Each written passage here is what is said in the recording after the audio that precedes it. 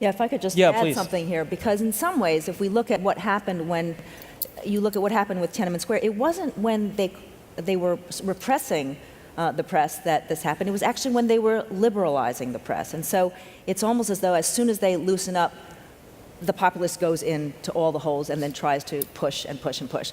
And so I think that's what they're absolutely petrified with. And I totally agree that stability is the most important thing. I mean, there's this saying that, China's like holding grains of sand. I mean, if you don't keep your hands controlled, the grains will fall through. So it's really important for them to maintain control. So Xi Jinping has actually consolidated enormous amount of control and authority, as Hank said, absolutely correct. Now he needs to get legitimacy among the masses. And he's trying to do that through nationalism.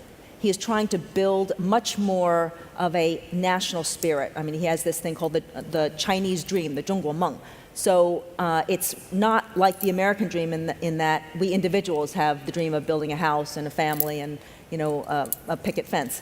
It's more that the Chinese dream is the dream of China being prosperous and strong. And so when you say the Chinese dream, the people think, oh, this is a nationalist thing that we're supposed to believe in the big China. But nationalism also is a double-edged sword. As we've seen with the anti-Japanese protests in China, it's hard to control. The Chinese have the saying, 骑虎难下. It's very easy to get on the tiger and ride it, but it's very hard to get off. And so he's got to play this very delicate balance of trying to maintain sort of popularity and legitimacy, but at the time moving the country forward in the way that it has to be moved. And it isn't going to be easy. So for instance, the media.